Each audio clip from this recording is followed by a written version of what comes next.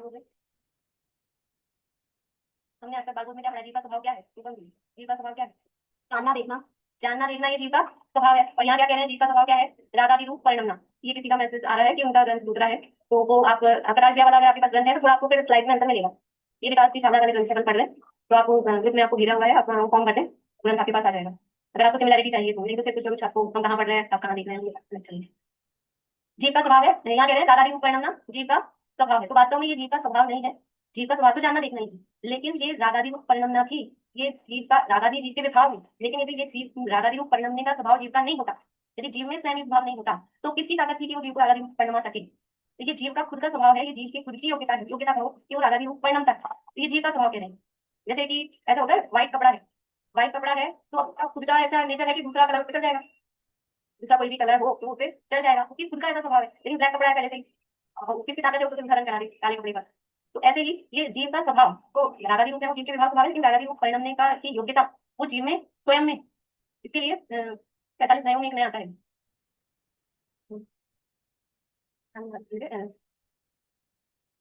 आया तुमने? अभी आएगा तो ये जीव का स्वभाव स्वयं का है, यानी जीव स्वयं रागादि रूप परिणमने की जीव की अपनी योग्यता है, इसलिए उसको जीव का स्वभाव कहा। मूलभूत स्वभाव नहीं समझना कि जैसा ज्ञान दर्शन का स्वभाव है वैसे रागादि रूप होने का जीव का स्वभाव हो, ऐसा नहीं। लेकिन रागादि रूप जीव परिणमता के ये जीव का स्वभाव है, और रागादि को उत्पन्न करना ये कर्म का स्वभाव है, और ये जीव और कर्म का अनादि का संबंध है। हाँ, जीव और अंग शरीर को कहा, और ये जो शरीर को कहा, तो यहाँ कर्म की बात क्यों कर रहे हैं?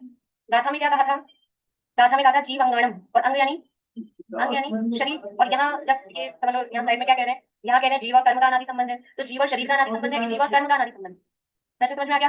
गाथा में शरीर कह रहे हैं, अर्थ करते समय कर्म कह रहे हैं, तो अनादि संबंध किसका है? जीव और शरीर का, या जीव का और कर्म का? किसका है अनादि संबंध? बोल पा रहे। भाभी शरीर भी तो नौकरनी होती है, और साधारण शरीर साथ चलता ही हमेशा। बहुत बढ़िया, बहुत बढ़िया। शरीर जीव अंगाणम कहा है ना, जीव और शरीर का अनादि संबंध है। तो शरीर अकेला, ये शरीर जो हमको दिख रहा है, इसी का नाम शरीर है। शरीर कितने प्रकार के हैं? शरीर 5 प्रकार के हैं।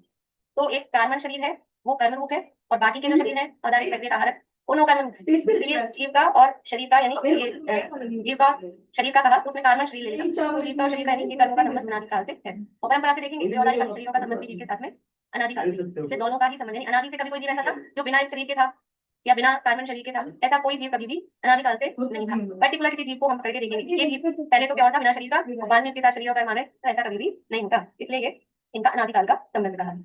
अब प्रश्न दिया है कि अमूर्तिक जीव को अमूर्तिक कर्म का बंध कैसे हो सकता है? अमूर्तिक जीव को, जीव कैसा है? जीव है अमूर्तिक। अमूर्तिक का क्या अर्थ बताया था? अमूर्तिक का अर्थ बताया था पराठा अचार दे दूं? जो दिखाई नहीं दे। जो दिखाई ना दे वो अमूर्तिक, यही अर्थ लेकिन तो दवाई कैसे लेगी? नहीं दे, कोई बात नहीं। अच्छा, जो 2-3 लोग नए मुझे दिख रहे हैं, थोड़ा आप लोगों का बैकग्राउंड बताएंगे, कितना क्या कुछ पढ़ा हुआ है आप लोगों ने? मैम पढ़ती तो बहुत जाती हूँ, बट अभी दोबारा से सब कुछ स्टार्टिंग किया है मैंने। जैसे यहाँ पे बेसिक पढ़ा हुआ है, बाकी वगैरह से हाँ, वो थोड़ा थोड़ा पढ़ा हुआ है अभी, मतलब मैं बेसिक 1 भी ले रही हूँ, 2 भी ले रही हूँ, 3 भी ले रही हूँ, सबका ले रही हूँ सब। और इधर मैंने आपकी क्लास ज्वाइन कर लिया है, इसलिए कि मुझे थोड़ा सा ज्यादा थोड़ा सा आइडिया है ना, मतलब किस हिसाब से देख रहे हैं। आप अभी छोटे बच्चे ही समझिए मेरे को। ठीक है, हाँ, अमूर्तिक का क्या अर्थ बताया था? प्रतिभा नहीं है, कोई बात नहीं। अमूर्तिक क्या नहीं लगा? ठीक है, या तो हम वो जैसे आकाश और ये सब है। नहीं, केवल अर्थ बताना है, अमूर्तिक क्या? अमूर्ति यानी तो जो दिखाई ना दे वही हो गए। ठीक, अब ये अर्थ अगर किसी को बताना है तो नहीं बताए, दिखाई ना दे, इसके अलावा भी अर्थ बताना हो तो बताइए। बोलिए भाभी, समाचार करिए। अमूर्ति में जीव को लेंगे। नहीं, अर्थ क्या है अमूर्तिक मीन? अमूर्ति यानी जो दिखाई ना दे। और टेस्टी है बोल रही, खा के देख। नहीं, स्पर्श रस गंध वर्ण। पूछ ले फिर जल्दी से। जिसमें स्पर्श रस गंध वर्ण नहीं पाया जाता वो अमूर्तिक है। गंदी दिखाई ना दे, वाली खाती है, ये लक्षण नहीं जो दिखाई उसमें ना दे, भरा होता है कड़ी पत्ता और वो। फिर हवा भी अमूर्तिक हो जाएगी, बहुत सारी चीजें दिखाई नहीं देती, इसलिए जो दिखाई ना दे वो अमूर्तिक ऐसा नहीं। जिसमें स्पर्श रस गंध वर्ण पाया जाता है वो भौतिक, और जिसमें स्पर्श रस गंध वर्ण मंगलाचरण। हाँ करिए। प्रमाणादर्थ संसिद्धिस्तदा भाषा द्विविपर्ययः इति वक्ष्ये तयोर्लक्ष्म सिद्धम अल्पम लघीयसः।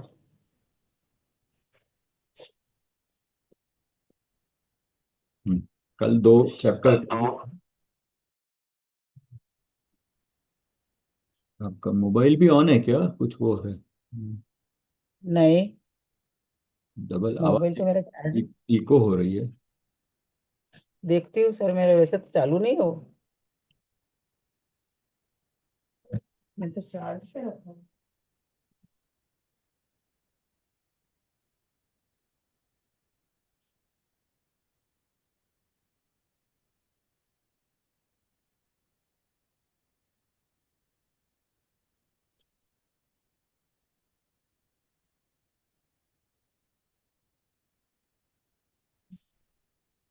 बंद है सर, वो तो चालू चार्ज पे रखा हुआ है।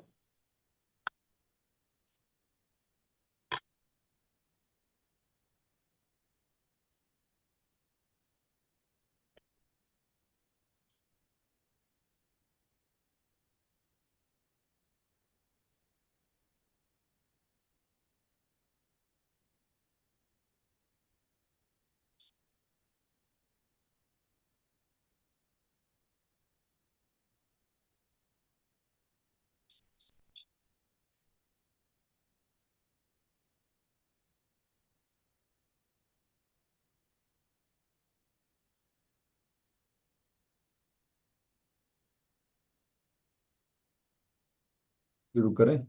तृतीय परिच्छेद। हम्म।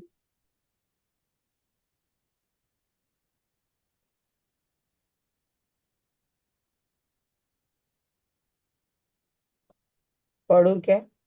हाँ पढ़िए। तो चार्ट देख लीजिए क्या। तृतीय परिच्छेद के विषय वस्तु है प्रमाण के भेद, हम्म। जो प्रत्यक्ष और परोक्ष है। प्रत्यक्ष में द्वितीय परिच्छेद में पढ़ा सांव्यावहारिक और मुख्य। करेक्ट। मुख्य में, परोक्ष में तो पांच भेद यहाँ आए हैं: स्मृति, प्रत्यभिज्ञान, तर्क, अनुमान और आगम। फिर मुख्य में आए हुए हैं एकत्व, सादृश्य, वैलक्षण्य, प्राप्ति, यौगिक। और अनुमान के अंग आए हैं। सर ये अनुमान के अंग के सारों: साधन, साध्य, पक्ष। नहीं देखिए वहाँ कहाँ पे आ रहा है, एरो देखिएगा। हाँ, एरो अनुमान से ही लगा हुआ है, नीचे अनुमान के अंग लिखे हुए हैं। हाँ हाँ पहले पहले है पांच भेद है ना, पांच भेद में पहला क्या है। स्मृति, हाँ इस तरह से पांच भेदों के नाम देखिएगा क्या हो गए। स्मृति, प्रत्यभिज्ञान, तर्क, अनुमान और आगम। हाँ ये हो गए। अभी प्रत्यभिज्ञान का लीजिए पहले। चार है ना। हाँ, प्रत्येक विज्ञान में चार है: एकत्व, सादृश्य, हम्म। विलक्षण और प्रातियोगिक। ठीक है। और उसके बाद तर्क में है कहे। व्याप्ति सूत्र। और अब अनुमान के, हम्म। अनुमान के अनुमान के बताएं। हाँ अनुमान बताएं, ये अनुमान में क्या क्या है। साधन है, साध्य है, पक्ष है, हम्म। अनुमान और अनुमान के अंग है। भेद। ये समझ में नहीं आया कैसे, मतलब यही है ना अंग। हाँ हाँ अनुमान के अंग, फिर अनुमान के भेद, फिर हेतु, और हेतु का अलग आया, फिर व्युत्पन्न मति हाँ प्रयोग है। हाँ उसी में साध्य हाँ सूत्र 11 वगैरह में साध्य भी है, साधन है। साधन में अविनाभाव है, सहभाव नियम अविनाभाव, क्रम भाव नियम हाँ। अविनाभाव। और साध्य में असिद्ध, इष्ट इष्ट और अबाधित। अबाधित। इष्ट हाँ, अबाधित और असिद्ध सवेरे देखा था ना, आज वही कल। और कल पक्ष। सवेरे। और हेतु में तो अलग लिखा हुआ है। हम्म। हाँ हेतु में है, इसके भेद है। चार्ट नंबर 2 में देखे बोला है इसने। हाँ,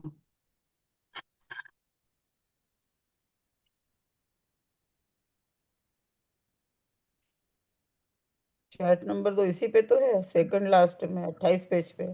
वो शायद वो चार्ट में तो नहीं है हेतु का। हाँ, वो इसमें हेतु ही नहीं। हम्म। ये तो नहीं है वैशद्य में पदार्थ और प्रकाश ज्ञान के कारण नहीं, सहेतु सिद्धि। एक मिनट हाँ।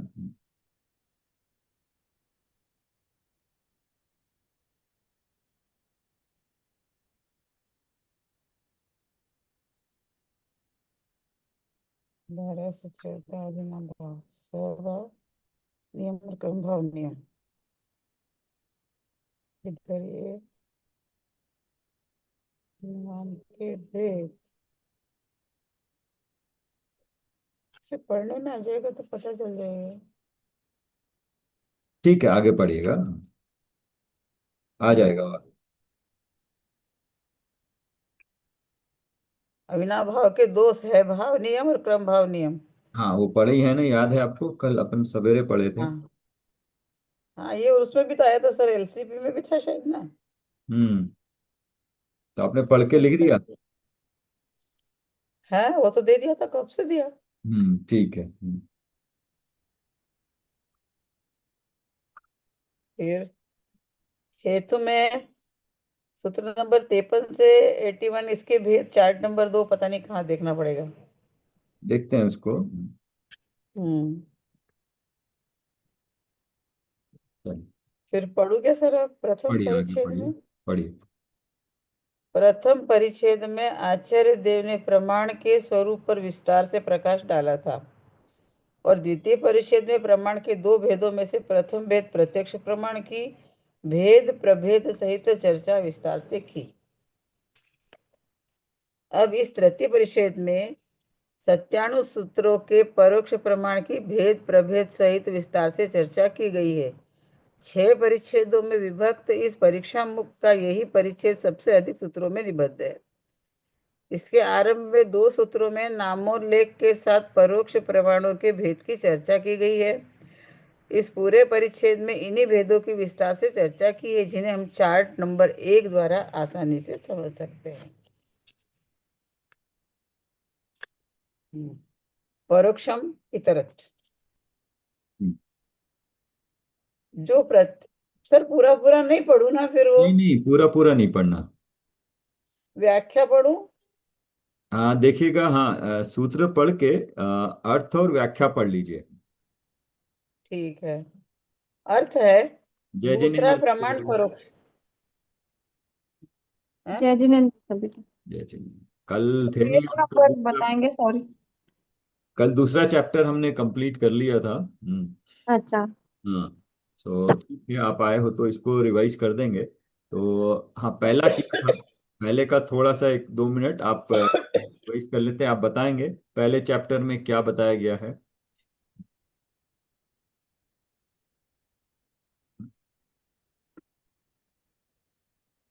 प्रमाण से फर्स्ट तो प्रमाण से क्या, प्रमाण जानने से क्या होता है? हाँ, यस। वही हमारे फर्स्ट तो हमारे प्रयोजन की सिद्धि होती है और दूसरा पदार्थों की प्राप्ति होती है। हाँ, अब हाँ। तो प्रयोजन क्या है वो देख लेना। हाँ, प्रयोजन क्या है हाँ, होता है। वही हम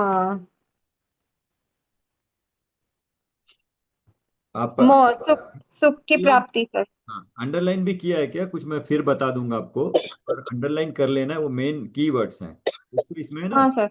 हाँ, तो पेज नंबर 2 पे है पदार्थों की प्राप्ति और प्रयोजन की सिद्धि। हाँ सर। और ये आचार्य नंदी है। इसमें प्रमाण और प्रमाणाभास दोनों का है। और वो कैसा होता है? पूर्वापर विरोध से रहित होता है ना। हाँ। ठीक। हाँ। हाँ। एंड वही आपने 5 क्वालिटीज बताए प्रमाण का स्वरूप कैसे होना चाहिए। हाँ। तो फर्स्ट तो स्व होना चाहिए, अ, अपूर्व होना चाहिए, हम्म। उसकी सत्ता, अर्थ यानी सत्ता होनी चाहिए, एग्जिस्टेंस। यस। और व्यवस्यात्मक मतलब वही निर्णयात्मक या निश्चयात्मक हाँ, बताया था। एंड फिफ्थ बताया था ज्ञान। मतलब प्रमाण ही ज्ञान है। ज्ञान, ज्ञान है। ज्ञान कैसा होना चाहिए? ज्ञान स्व स्व के वो टारगेटेड होना चाहिए। गोल क्या होना चाहिए? स्व को प्राप्ति का, स्व हाँ। के लक्ष्य के पूर्वक होना चाहिए। तो उसमें पर भी आ ही जाएगा। और हम्म। अपूर्व होना चाहिए, तो इससे पहले कभी हुआ नहीं है, या वो रिपीटेशन नहीं होना चाहिए एक ही चीज का। और अर्थ, उसकी सत्ता। और निश्चयात्मक, निर्णयात्मक। निर्णयात्मक क्यों कहा? ज्ञान, ज्ञान तो हो गया आपको, बट उसमें निर्णयात्मक में और ज्ञान होने में फर्क क्या है? निर्णय यानी सही ज्ञान का डिसीजन सर, स्व और पर में भेद करके। हाँ, नहीं तो अभी जैसे स्व और पर का भेद तो हो गया ना, हमें स्व हाँ। क्या है, पर क्या भेद हो गया। बट हम्म। निर्णय, निर्णय मतलब उसमें क्या बाकी रह गया? व्हाट इज राइट, वो निर्णय करने का। हाँ, नहीं निर्णयात्मक में थोड़ा सा यहाँ है कि ये किताब पढ़ा, किताब पढ़ के मेरे को पता लग गया मैं आत्मा नहीं हूं, ये शरीर आत्मा नहीं है, मैं इससे भिन्न आत्मा हूं। ये हम्म। नॉलेज तो हो गया, लेकिन उस नॉलेज को पूरे तथ्यों के आधार पे जितने डिटेल्स मालूम करके, मैंने यहां तक काम था शास्त्र का, यहां तक मैंने किसी देवगुरु शास्त्र से सुन लिया। लेकिन सुनने हम्म। के बाद अभी मेरे को उस पर चिंतन करके ये ऐसे ही है, निर्णय मेरा होगा उसमें। उसमें हाँ मेरा ओन डिसीजन इन्वॉल्व है। डिसीजन मतलब अथॉरिटी के साथ, हाँ, आई आई एक्सेप्ट, यहाँ जो बताया गया है, आई एक्सेप्ट दैट, तो वो निर्णय मेरा होगा। तो वो गैप है अभी। वो निर्णय क्यों नहीं हो रहा है उसके बारे में या तो पूरी चीज अच्छी तरह से मालूम नहीं है, या अभी थोड़ा और उस पर चिंतन की जरूरत है। हम्म, हम्म, तो नॉलेज तो हुआ, बट वो नॉलेज निर्णयात्मक नहीं हुआ। तो निर्णयात्मक के लिए चिंतन की जरूरत है, और चिंतन में खुद ही का चिंतन होता है, उसमें दूसरा इन्वॉल्व नहीं होता। तो इसलिए कहते हैं ना, बात बात आपने सुना भी होगा क्लास में, तत्व ज्ञान हमें शास्त्रों से तत्व अभ्यास स्वाध्याय करने से तत्व ज्ञान तो हुआ कि 6 द्रव्य होते हैं, 7 तत्व हैं, देव गुरु शास्त्र का स्वरूप पता चला, लेकिन तत्व निर्णय क्यों नहीं हुआ? क्योंकि वो तत्व चिंतन करना जरूरी है उसमें। चिंतन। तत्व चिंतन, तत्व चिंतन सेल्फ का होता है, उसमें दो लोगों की जरूरत नहीं होती है। तो वो वाला चिंतन करने के बाद ऐसा ही है, निर्णय होना चाहिए। सो इसका एक सिंपल सा एग्जांपल है ना, सिगरेट पीना बुरी बात है, दिस है नॉलेज। बट नॉलेज हो के वो वाकई में बुरी बात कैसे है? जब इतने सारे एडवर्टाइजमेंट देखते हैं, इतने सारे लोगों को इफेक्ट होते हुए देखते हैं, तब तब वो मेरे को असर करता है वाकई में, यस बुरा है, तो मुझे छोड़ना चाहिए, सिगरेट पीने पीने लायक नहीं है, ये हम्म। निर्णय हुआ। लेकिन अभी निर्णय। इमिडिएटली आज निर्णय हुआ तो आज ही छोड़ेगा ऐसा नहीं है। उसको ज्ञान में निर्णय होना अलग चीज है, एक्चुअल में होना अलग चीज है। तो ज्ञान हाँ में निर्णय होना और श्रद्धा होना, निर्णय हुआ तो श्रद्धा भी होगी, और श्रद्धा होगी तो फिर अब उसको किसी को बोलने की जरूरत नहीं। ही इज अंडरस्टूड कि ये खराब है, खराब, तो अब किसी और की बाहर से जरूरत नहीं है। वो निर्णय किया ना, उसने खुद का निर्णय किया। अब क्या है, हो सकता है रोज 20 सिगरेट पीता था, हफ्ते में एक एक करके कम करेगा 2 साल में, बट कभी ना कभी कम करेगा। कम करे। हाँ, तो ऐसे ही निर्णय हो जाए वस्तु स्वरूप का, आत्मा का, और उस पर निर्णय होगा तो श्रद्धा होगी, श्रद्धा होगी तो व्रत आदि बाद में, वो बाद में आएंगे। हम्म। तो इसलिए हम्म। निर्णय ज्ञान में होगा, सारा काम ज्ञान में होना है, और ज्ञान ये मेरा स्वभाव, इसलिए इसमें निर्णय आता है। फिर इसमें दूसरे में हित क्या है, इसमें पता लगता है ना, सुख की प्राप्ति और दुख, सुख प्राप्ति। हाँ। हुई, तो दुख अपने आप दूर हुआ। हम्म। कहने की अपेक्षा से एट ए टाइम एक ही काम होगा, और एक काम होगा तो दूसरा छूट ही गया, हो गया। और उसके बाद इसमें एक सन्निकर्ष कहा है, अंडरलाइन कर लेना, इंद्रिय और पदार्थ के संबंध को सब। सन्निकर्ष कहते हैं। हाँ। और ये है दूसरे अन्य मतों की अपेक्षा से। वो कहते हैं कि आंखों से मैंने कोई चीज देखी, तो आंखों का और पदार्थ का संबंध है। हम कहते हैं कि ज्ञान, ज्ञान से पदार्थ को जानते हैं, इंद्रियों के द्वारा नहीं जानते, इंद्रियां नहीं। अलग। हम्म। और अनुमान से संबंधित 5 शब्द हैं, प्रतिज्ञा, हेतु, उदाहरण, उपनय और निगमन। ये अभी लास्ट में बताया, अगर मैडम ने बताया, आपने क्लास में सुना होगा, तो बोला था ना, उपनय और निगमन तो रिपीटेशन है, किसके हाँ। किसके, प्रतिज्ञा हेतु इसके। Okay okay. हाँ, तो हाँ। प्रतिज्ञा और हेतु पता लग गया, तो ज्ञानी लोग हो ना, विद्वान लोग, उनको इतना ज्यादा बताने की जरूरत नहीं होती। वो जब चर्चा करते हैं तो उनको डिटेल में एग्जाम्पल देके बताने की जरूरत नहीं है, वो तो जस्ट एक शब्द बोलते ही समझ में आ जाता है। लेकिन संक्षिप्त अल्प बुद्धि वालों को उदाहरण दे के फिर से रिपीटेशन करके उनको बताना पड़ता है। तो उपनय और निगमन देखे ना, अ, हाँ। हाँ, वो ज्ञान ही, ये दोनों रिपीटेशन है, तो ये फिर भी उसके अंग है, उसके भेद है, प्रतिज्ञा, हेतु, उदाहरण, उपनय, निगमन। हाँ। अनुमान यहाँ पे क्या है, इसमें परीक्षा मुख में अपने प्रमाण में अनुमान इज इक्वल टू निर्णय, डिसीजन, निर्णय। हाँ। It's not guesswork. Normally अनुमान मतलब आप गेस करते हैं, अनुमान यस। लगा, तो यहाँ पे अनुमान मतलब फाइनल स्टेज पे अनुमान मतलब निर्णय हो गया।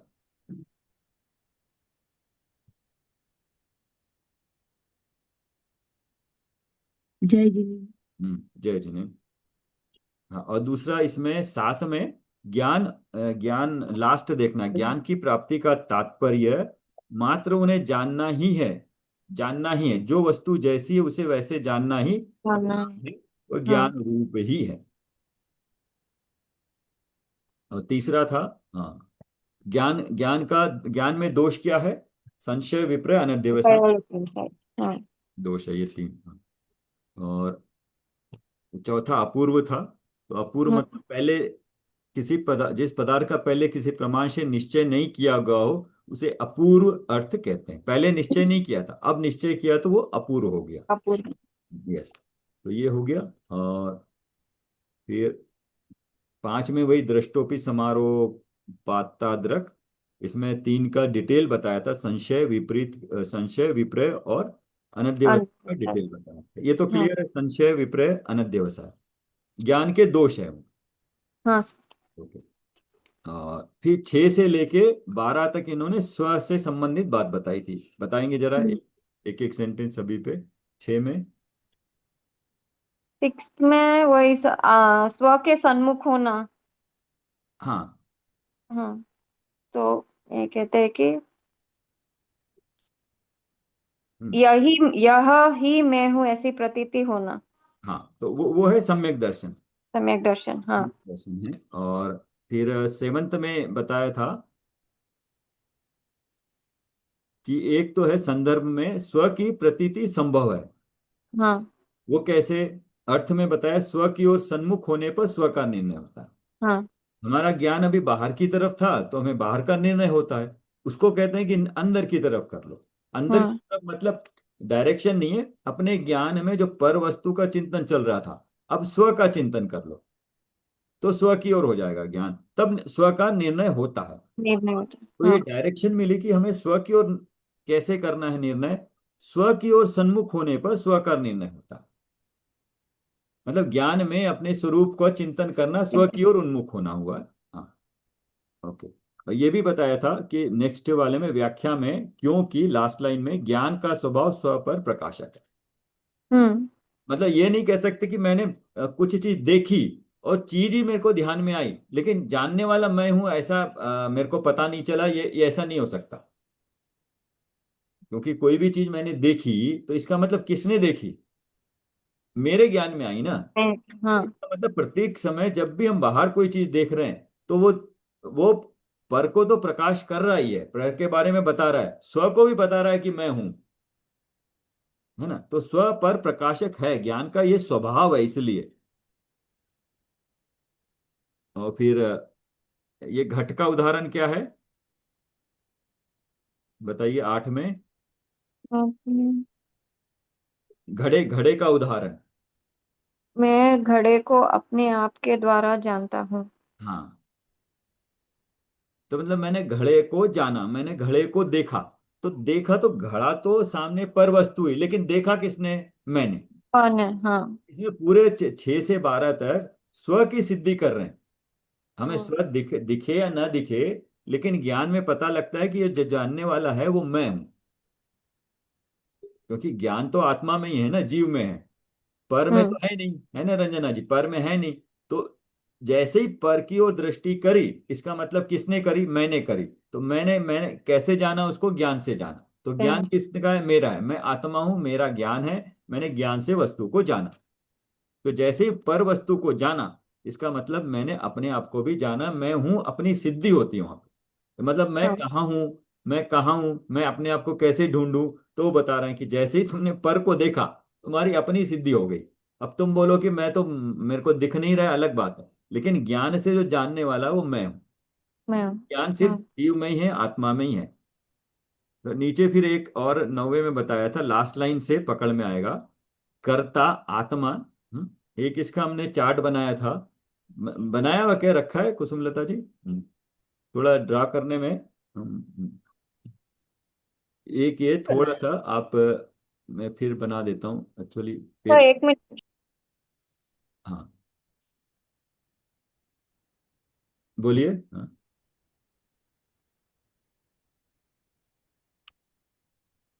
कुछ बोला क्या अनुप्रिया जी? एक थोड़ा सा मैं चार्ट बना लेते हैं तो बिल्कुल क्लियर होगी। तो देखिए, मैं कौन हूं आप लिख लेना एक बार। मैं थोड़ा सा इसमें लिखने, हाँ, मैं कौन हूं? आत्मा है ना, आत्मा मैं हूं। इससे पहले भी बनाया था। तो आत्मा, आत्मा में अनंत गुण है ना। हाँ, उसमें से ज्ञान है, ये ज्ञान है, ये मेरा गुण है। मैं आत्मा, ये मेरा एक गुण है, अनंत गुणों में से ज्ञान गुण लिया ना यहाँ पे। ओके। तो ज्ञान का काम क्या है? ज्ञान से अब इधर लिखेगा कोई पदार्थ है, हम जिसको देखते हैं ना, तो मैं अपने ज्ञान से देखता हूं पदार्थ। और पदार्थ अंधेरे में दिखता है क्या? नहीं दिखता है। तो उस पर जब प्रकाश रोशनी पड़ती है ना उजाले में, इसलिए तो लाइट जलाए ना हमने रात को, तो दिखाई देगा। अगर आप शास्त्र रखा है, लाइट बंद कर दो, आपको दिखाई नहीं देगा, है ना। तो इसलिए कहा कि पदार्थ को जब प्रकाश पड़ता है तो कैसे देखता हूं मैं? क्या अपने डायरेक्ट ज्ञान से देखता हूं क्या? नहीं, मेरे को अभी इस वर्तमान अवस्था में इंद्रियों का और मन का अवलंबन। पांच इंद्रियां से मतलब जो जो इंद्रियों का विषय है वो। और यहाँ देखने की बात है तो चक्षु इंद्रिय, सुनने की बात है तो कर्म इंद्रिय आदि। और मन से, मन से। हाँ, तो ये एक बार क्लियर हो जाएगा ना आपको, तो बाद में डाउट नहीं होगा कि वो प्रूव भी करेंगे कि कोई चीज मैं देखता हूं बाहर, तो उसके लिए उस पर प्रकाश पड़ता है, और उसके बाद मैं देखता तो अपने ज्ञान से ही हूं, लेकिन अभी मुझे डायरेक्ट ज्ञान से नहीं आता, मेरे को इंद्रियों का अवलंबन है, मन का अवलंबन। मन का अवलंबन कब होता है? जब मेरे को इंद्रियों से, आंखों से दिखाई नहीं दे रहा है, फिर भी मैं उसकी चीज को सोच के मन से देख सकता हूं ना। कोई चीज मैंने पहले देखी थी, कोई बाहर जाके कोई चीज देखी थी, कोई मैंने वाटरफॉल देखा था, तो अभी प्रत्यक्ष की जरूरत नहीं है, मेरे मन से भी बैठा बैठा मैं पहुंच भी सकता हूँ, सोच भी सकता हूँ, किसी वस्तु का, चाय का स्वाद भी ले सकता हूँ पहले लिया हुआ, तो वहां पे डायरेक्ट नहीं है तो मन से भी ले सकते हैं, है ना। लेकिन ये सारा का सारा पीछे किसका है? ज्ञान तो मेरा आत्मा का है। तो आत्मा कौन है? मैं हूं, है ना। तो जैसे ही मैंने वस्तु को देखा, मेरा अपना ज्ञान और मेरे अस्तित्व की सिद्धि हुई, है ना। अब यहाँ पे ये क्लियर हो गया, बस इसको ध्यान रखिएगा, डाउट नहीं रहेगा फिर ज्ञान कहाँ से हो रहा है। यस। हाँ। ठीक है, ओके। अब इसी में 9वें सूत्र में लास्ट लाइन देखिएगा, क्या आप समझाएंगे क्या बोल रहे हैं वहां पे? जिस प्रकार ज्ञान के द्वारा घट पदार्थ रूप कर्म का प्रत्यक्ष होता है, उसी प्रकार कर्ता आत्मा या में करण ज्ञान और क्रिया। वही आत्मा करता है, ज्ञान करण है, और आत्मा आत्मा में क्रिया हो रही है ज्ञान की। वही ज्ञान मतलब जान रहा है, नहीं तो आत्मा ज्ञान से जान रहा है। अरे उस चार्ट में ये नहीं आया, उसमें दो चीजें हम्म, आई। मैं आत्मा हूं ये तो आ गया, और आत्मा में अनंत गुणों में से एक गुण है ज्ञान। ज्ञान। हाँ। ज्ञान से ज्ञान की व्यापार चल रहा है प्रति समय। ज्ञान से क्या काम चल रहा है? जानने की क्रिया हो रही है। तो तीन चीजें हुई, एक आत्मा है और वो करता है, और करण मतलब साधन है, ज्ञान साधन है। क्या? जानने की क्रिया में। क्या? तो कुछ भी जानो, मैं कुछ भी प्रति समय जानता रहूं, लेकिन जानने की क्रिया मेरा, जानना मेरा स्वभाव है, बोलते हैं ना जानना देखना। तो ये यहाँ पे स्वभाव नजर आएगा कि ये स्वभाव है, कुछ भी देखता हूं मैं, देखने के लिए मेरे वस्तु की जरूरत नहीं है। इन तीनों की भी प्रतीति तो प्रत्यक्ष होती है, ये बताया है। हाँ, ज्ञान को स्वप्रतीति द्वारा प्रत्यक्ष होना माना है, ये है। सत्ता न मानने वाले चार्वाक आदि का खंडन भी हो जाता है। इसमें क्या है? मैं घड़े को जानता हूं, सेकंड पैरा में, मैं और हूं द्वारा आत्मा की सत्ता सिद्ध होती है। इससे आत्मा की सत्ता न मानने वाले चार्वाक आदि का भी खंडन हो जाता है। एक मत है चार्वाक, वो आत्मा की सत्ता नहीं मानते हैं बोले, सो उनका खंडन अपने आप हो गया। बाकी इसमें कुछ बाद में आपको पूछ सकते हैं एग्जाम में, कौन कौन से मत हो सकते हैं, है ना, किस बात का कौन से खंड का मत का यहाँ खंडन हुआ। तो यहाँ लिख सकते हैं, एक चार्वाक है, एक उसके बाद में मीमांसक मत भी है, वो भी आप अंडरलाइन कर लीजिए। सर कौन से पेज पर है? पेज 15, सूत्र बोल रहा हूँ ना उसके हिसाब से। हाँ, हाँ। उसी के बाद लास्ट में ज्ञान पर पदार्थों के समान लाइन स्वयं को भी जानता है, अर्थात ज्ञान स्व पर प्रकाशक है। ये ज्ञान का स्वभाव है, स्व पर प्रकाशक। नेक्स्ट है। अच्छा, नेक्स्ट में क्या है तो बताएंगे क्या है? आप बताते जाइए, फिर मैं क्लियर करता हूँ, थोड़ा सा रिवाइज हो जाएगा। 10 में आके अपने स्व की अपेक्षा नहीं है। जैसे अभी मैं क्लास अटेंड कर रही हूँ करके ऐसे बोलने की भी जरूरत नहीं है। हाँ, क्लास अटेंड कर रही हूँ करके। हाँ। तो अभी अभी आप बोलो, आप क्या कर रहे हो? अनुप्रिया जी बोलिएगा, आप क्या कर रहे हो अभी? मैं लगाए बिना बोलिएगा। हाँ, पढ़ रही हूँ ऐसे बोलोगे ना। हाँ, पढ़ हाँ। रही हूँ बोलोगे, तो पढ़ रही हूँ बोलोगे तो उसमें मैं बोलना जरूरी नहीं है। It understood. हाँ, इट उसमें हाँ। तो हाँ, जय जिनेंद्र। हाँ, तो उसमें मैं अंडरस्टूड, हाँ, कि पढ़ रही शब्द हूँ तो। का, हाँ, उच्चारण करो या ना करो, उसमें मैं ना स्व का अनुभव होता है, उसमें स्व इंक्लूड है। पदार्थों के समान शब्दों का उच्चारण किए बिना भी अपना अनुभव होता है। ये 15 पे लास्ट में अर्थ में लिखा है ना, शब्दों का उच्चारण किए बिना भी अपना अनुभव होता है। मैं बोलने की जरूरत नहीं है, मैं साइलेंट है, अंडरस्टूड है वो। हम्म। उसके बाद 11वां में एक वो दिया है, अरे तुम जानने वाले हो और कह रहे हो कि जान नहीं रहे हो, ऐसा नहीं हो सकता है ना। हम्म। जो ज्ञान के मतलब जो ज्ञान के अर्थ में 11 का, जो ज्ञान के द्वारा जाने हुए पदार्थ को तो प्रत्यक्ष माने, मतलब ज्ञान के द्वारा जाने हुए पदार्थ को, पदार्थ दिख रहा है बोले प्रत्यक्ष है, मोबाइल मेरे सामने देखा, मैंने जाना, बोला मोबाइल को तो मैंने जान लिया।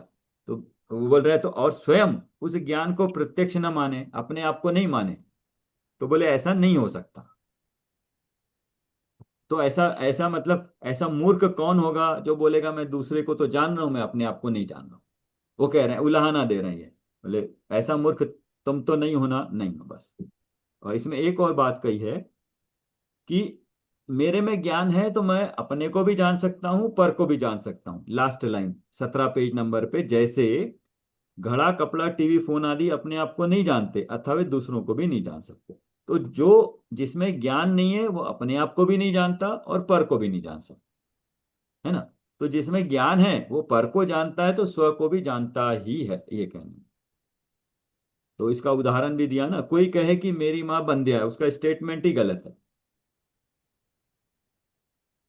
और उदाहरण दिया था फिर दीपक के समान। बताइए इसका क्या उदाहरण है, कोई बताए। ये दीपवत उदाहरण से क्या समझते हैं? जैसे दीपक दूसरों को भी प्रकाश देता है और स्वयं भी प्रकाशित होता है। दीपक को देखने के लिए दूसरे दीपक की आवश्यकता नहीं है। यस, बिल्कुल, है ना।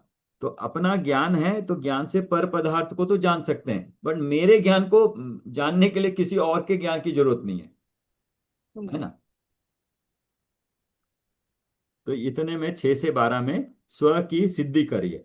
पर जैसे ही गया, मतलब यहाँ पे कंक्लूजन ड्रॉ करना पड़ेगा कि ज्ञान मेरा है, ज्ञान से मैं जानता हूं।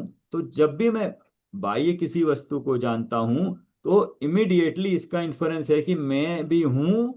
एक तो मेरी सत्ता सिद्ध होती है, मैं हूं, और मैं अपने ज्ञान से जान रहा हूं, मेरे ज्ञान की भी सिद्धि होती है। 3, एक तो मैं आत्मा हूं, ज्ञान मेरा है, और ज्ञान से मैं काम कर रहा हूं, प्रति समय जानने देखने का काम कर रहा हूं। जानना मतलब दर्शन से, देखना मतलब दर्शन से, और जानना मतलब ज्ञान गुण से का काम हो रहा है। और लास्ट में बताया, हाँ लास्ट वाला क्या बताया, प्रमाण की प्रमाणता। जो बाजार में सब्जी लेने जाते हैं, जो तराजू होता है ना, हम 1 किलो बोलते हैं, 1 किलो दो, वो 1 किलो का बाट रख के 1 किलो दे देता है। बट आपने कभी उसको चेक किया कि बोला कि जो 1 किलो का बाट है उसका वैल्यू वाकई में 1000 ग्राम है क्या? उसकी प्रमाणता कैसे पता लगेगी? तो इसमें कहा है, हाँ, हैं? अभ्यास। हाँ, उसके ऑपोजिट अभ्यास में भी अच्छा, दूसरे साइड में सेम इक्वल रख के। नहीं, वो इक्वल, आप इक्वल तो रखेगा, मान लो बाट में वो उसका जो वैल्यू है उसने 900 रखा है, कम लिया है, तो आपको दूसरे साइड में 900 ग्राम ही मिलेगा ना, कम मिलेगा।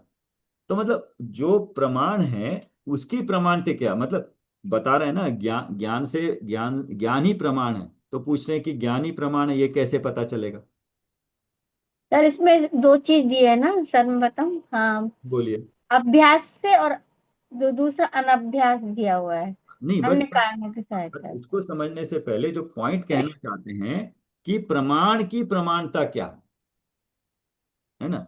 सो कहते पदार्थ की, हाँ, तो यथावत जानने का निर्णय अभ्यास दशा में और अपने आप से और अनभ्यास दशा में पर से होता है। हाँ, तो इसका मतलब क्या हुआ? अभ्यास दशा और अनभ्यास दशा क्या हुआ?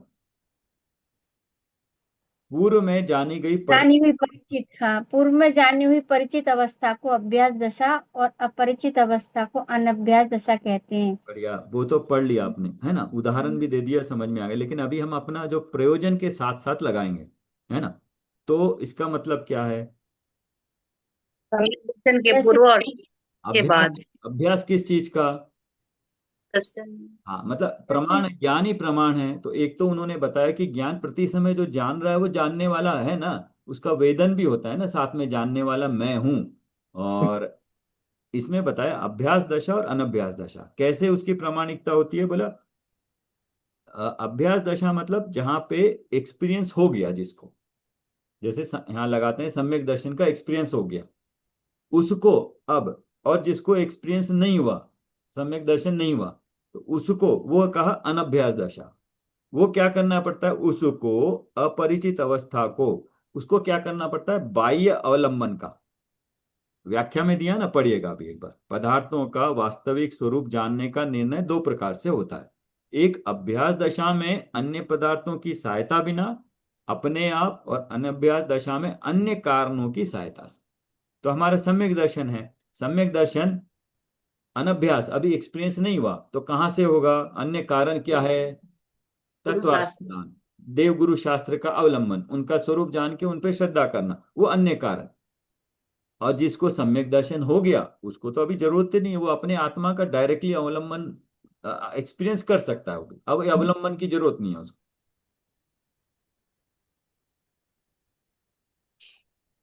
तो एक्सपीरियंस से अपने आप मतलब एक्सपीरियंस हो गया, है ना। तो मतलब एक्सपीरियंस हो गया मतलब प्रमाण हो गया, अब उसको अलग से और क्या बताने की जरूरत। तो ये इसमें फर्स्ट में पांचों प्रमाण के पांच विशेषण बताए, और आखिरी में प्रमाण की प्रामाणिकता बताइए।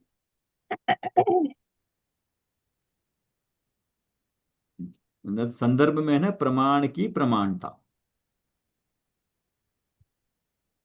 अंडरलाइन कर लेना, इसमें क्या बताना है? प्रमाण की प्रमाणता। द्वितीय परिच्छेद हमने कल कर लिया था, एक बार रिपीट करते हैं। अच्छा, अभी कहा है कि अभी प्रमाण कितने तरह का होता है ना? तो दो दो तरह का दो होता तरह का होता है, है। तो दो तरह के बताए, फिर कौन कौन से होते हैं, क्या नाम है? प्रत्यक्ष और परोक्ष प्रमाण। प्रत्यक्ष और परोक्ष। अभी मतलब प्रमाण भी प्रत्यक्ष और परोक्ष। हम्म। चार्ट पे देख लीजिए 28 नंबर पे। हम्म। अब बस समझाएगा कोई? आप नहीं देखे ना अनुप्रिया जी? और हाँ सर, नहीं, कल नहीं अटेंड किया था तो। हाँ ठीक है, तो इससे पहले भी नहीं देखा है, थोड़ा सा आइडिया नहीं है। रीड किया हुआ है सर, हाँ, ठीक है। याद ईश्वर नहीं की एक्चुअली। चर्चा तो में। अगर आप कोशिश करिएगा मैं- इसको बताने की, फिर ठीक हाँ है। सर, इसमें थोड़ा सा मैं बोल दूं मुझे हाँ जी, एक जैसे मिनट। समझ में आया। हाँ, एक एक मिनट रुकिए, बोलने से आपको समझ में आएगा। हाँ, बाबा हम्म। बोल। इसमें बताया कि है ना, प्रमाण दो तरह का है, प्रत्यक्ष और अप्रत्यक्ष। हम्म, और प्रत्यक्ष प्रमाण तो विशद होता है, मतलब निर्मल और स्पष्ट ज्ञान को विशद ज्ञान कहते हैं। प्रत्यक्ष विशद प्रत्यक्ष ज्ञान कहते हैं, मतलब विशेष ज्ञान को प्रत्यक्ष। निर्मल मतलब जो मल से नहीं नहीं रहित। नहीं नहीं नहीं, अभी आप चार्ट में देख के बताएं ना, वो तो विशद नाम है ही नहीं है, वो तो आप। ओहो, अच्छा चार्ज का, हाँ, अच्छा चार्ट चार्ज का, हिसाब से 28 पे। तो पहले उसके भेद। प्रत्यक्ष में, हाँ, प्रत्यक्ष प्रमाण साम व्यवहारिक और मुख्य, हम्म। दो तरह का हुआ। और साम व्यवहारिक में इंद्रिय और अनिंद्रिय से, हम्म। मतलब इंद्रिय इंद्रिय से और अनिंद्रिय ने मन से, हम्म। दोनों से साम व्यवहारिक होता है। और मुख्य अतीन्द्रिय। हम्म। अतीन्द्रिय मतलब सिर्फ मतलब लास्ट। इंद्रिय द्वारा नहीं, मन से ही होता है। हम्म। इसका मतलब यही होना सर। और परोक्ष में मतलब तृतीय परिप्रेक्ष्य वो में आगे आएगा वो मिलेगा, तो। परोक्ष हम हाँ, चैप्टर में देखेंगे। जिसकी परिच्छेद की विषय वस्तु निम्न चार द्वारा समझी जा सकती है। माला जी आप बताएं। Chart number 2। पढ़े हैं, कल भी सुने हैं। हाँ, हाँ, पता है माला जी, कोशिश करिएगा। हाँ, बहुत सिंपल है ये तो। हाँ। नहीं समझ आ रहा। हम्म। मैं नहीं, बता थोड़ा। ज्ञान है। Chart number 2। हाँ, प्रमाण प्रमाण क्या है? ज्ञान है। ज्ञान से हमने कोई चीज देखी अच्छा, तो वो चार्ट प्रत्यक्ष, कल जो चार्ट देख रहा था वो। हाँ प्रत्यक्ष हुई है। प्रत्यक्ष में भी हाँ दो भेद की है, मतलब मैं सामने मोबाइल रखा हाँ, हुआ है, देख रहा हूँ। वो बोले मोबाइल देखा, उसको कहा कि वो किससे देखा, इंद्रियों से देखा, आंख से इंद्रियों देखा। से देखा। आंख से देखा तो बोला वो सांव्यवहारिक है। प्रत्यक्ष तो है, लेकिन वो ऐसा प्रत्यक्ष नहीं है जो केवली देखते हैं। हम्म। केवली केवली को क्या मुख्य, उसका क्या, उनका जो ज्ञान है वो मुख्य है। उनको जो प्रत्यक्ष प्रमाण ज्ञान होता है वो मुख्य, उसको मुख्य की श्रेणी में कहा। और वो कैसा होता है? और देखिए, तीन तीन तरह के ज्ञान दिए हैं। ज्ञान के प्रकार, एक है पांच इंद्रियों के द्वारा, और अनिंद्रिय मतलब मन से, अनिंद्रिय मतलब अनिंद्रिय मन से, और अतीन्द्रिय होता है इंद्रियों और मन के अवलंबन के बिना। अब वो कहाँ से होगा? आत्मा से। आत्मा से डायरेक्ट। ज्ञान तो आत्मा का ही है, इसलिए चार्ट जो देखा ना आपने, ड्रॉ किया था, ज्ञान तो आत्मा का ही है। लेकिन संसार अवस्था में, मतलब छद्मस्त के 1 से 12 गुण स्थान में, छद्मस्त के 1 से 12 गुण स्थान में वो ज्ञान इंद्रियों और मन के द्वारा ही होता है, अवलंबन होता है, सहायता होती है उनसे, डायरेक्ट उनके बिना नहीं। लेकिन जैसे ही केवल ज्ञान होता है, उसमें आत्मा से डायरेक्ट होता है। जो ज्ञान ज्ञान अपने आत्मा से डायरेक्ट वस्तुओं को देखता है, इसलिए वो वाला ज्ञान क्या है? अतीन्द्रिय का। वो कैसा होता है आगे देखेंगे फिर, है ना। तो ऐसे दो डिफरेंस, अंतर करने का क्यों था? मतलब दोनों प्रत्यक्ष है, बट अपेक्षा लग रही है। प्रत्यक्ष किस अपेक्षा से? यहाँ इंद्रियों और मन के से देखना पड़ रहा है, और वहां डायरेक्ट आ रहा है, और वो डायरेक्ट केवली का है। संसार अवस्था मतलब 1 से 12 छद्मस्त अवस्था में आत्मा इंद्रिय से से अतीन्द्रिय ज्ञान। आनंद, अतीन्द्रिय ज्ञान नहीं होता, केवल ज्ञान नहीं होता। ठीक, ये दो हो एक गए। से 12 इंद्रिय सहित ज्ञान। हाँ सर। हम्म। 1 से 12 इंद्रिय सहित ज्ञान और 13वां गुणस्थान इंद्रिय रहित ज्ञान। इंद्रिय रहित नहीं बोलेंगे, इंद्रियों के अवलंब, इंद्रियां तो है, इंद्रियों के हाँ अवलंबन के बिना, डायरेक्ट हाँ। आत्मा से। हाँ। बीच में मतलब इंद्रियों का इंद्रियां है क्या केवली को? हाँ। हाँ। नहीं है। केवल केवली को तो इंद्रियां हैं ना सर। तो है, इंद्रियां तो है, पर उनकी सहायता नहीं। हाँ, सहायता नहीं है। हाँ इंद्रियां तो रहेंगी, शरीर भी है, लेकिन हाँ परम औदारिक शरीर है, इंद्रियां हैं, मन भी है, द्रव्य मन भी है, लेकिन हाँ उससे काम नहीं हो रहा अभी, डायरेक्ट हाँ। आत्मा से हो रहा है। ठीक है। तीसरा है तो इस तरह से प्रमाण दो प्रकार का है, प्रत्यक्ष और परोक्ष, है ना। उसके दो भेद है, पहले में बताया, दूसरे में बताया प्रत्यक्ष है, और उसके अपोजिट वाला, उसके अपोजिट क्या होता है? परोक्ष। ओके। तो अभी हम इसमें प्रत्यक्ष के देख रहे हैं। प्रत्यक्ष में दो चीज देखेंगे, सांव्यवहारिक और मुख्य, उनके बारे में। तो तीसरा क्या है बताइए कोई? हाँ, अब बताइए सुमन जी या सविता जी, आप बताइए अब तीसरा क्या बताया? तीसरा मतलब कौन सा प्रत्यक्ष, सर? तीसरे सूत्र में जो मुख्य है उसको बताएं। प्रत्यक्ष में मुख्य हम्म। अतीन्द्रिय वाला ना। सूत्र 3 नंबर में आप बताएंगे रंजना जी? है ना। निर्मल और स्पष्ट ज्ञान। रुकिए संगीता जी, हाँ हाँ। इसमें आकर स्मृति, प्रत्यभिज्ञान, तर्क, अनुमान और आगम, यही तो सर 5 वेद। नहीं नहीं, हाँ। प्रत्यक्ष प्रत्यक्ष ज्ञान को जो है ना, विशद ज्ञान किसको कहा? सूत्र 3 में विशद निर्मल और ज्ञान। स्पष्ट ज्ञान को विशद ज्ञान तो सर निर्मल और निर्मल और स्पष्ट स्पष्ट। ज्ञान को विशद ज्ञान कहा है। हाँ, स्पष्ट मतलब जो मुख्य ज्ञान है वो कैसा है? वो निर्मल है और स्पष्ट है। तो हाँ, निर्मल, निर्मल किस आधार पे कहा, और स्पष्ट किस आधार पे कहा? कल कर्म निर्मल हाँ, तो दो दो। घाते कर्मों के, हाँ, कर्म का जो नहीं होना, करेक्ट। तो नाश होना, और स्पष्ट रूप से उनका मतलब स्पष्ट ज्ञान। और केवल ज्ञान के उससे कहा। देख, उनको मत। हाँ देखिए, अब वो से लिख 3 लीजिए। का। हाँ, लिख आप लिख आत्मा लेना, से। मुख्य ज्ञान की बात हो रही है, विशद, मुख्य को विशद कहा, जो प्रत्यक्ष है ना, अतीन्द्रिय ज्ञान, हाँ, उसको, उसमें दो उसके विशेषण है, निर्मल और स्पष्ट, और स्पष्ट ज्ञान। है ना। अर्थ में निर्मल और स्पष्ट ज्ञान को प्रत्यक्ष कहते हैं।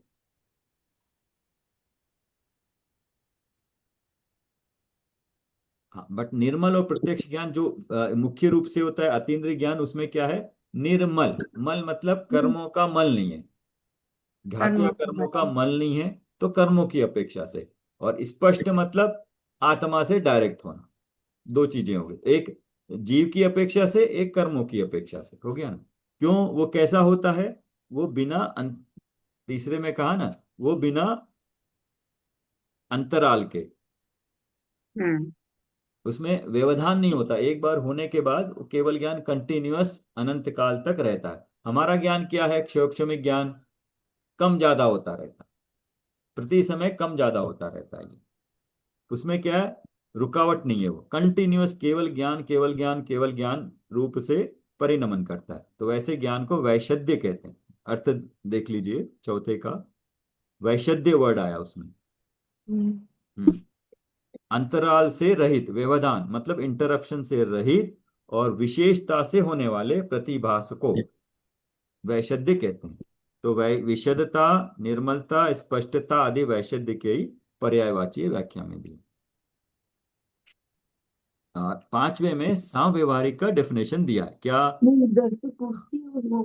पढ़िए इसमें। तो एक मिनट, मैं ये पूछ रही थी सर, ज्ञान के अंतराल से व्यवधान से रहित मतलब?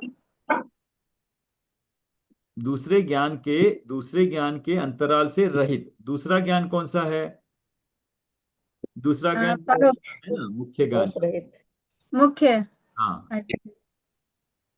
अच्छा, अभी नेक्स्ट पांच में है सांव्यवहारिक का डेफिनेशन दिया।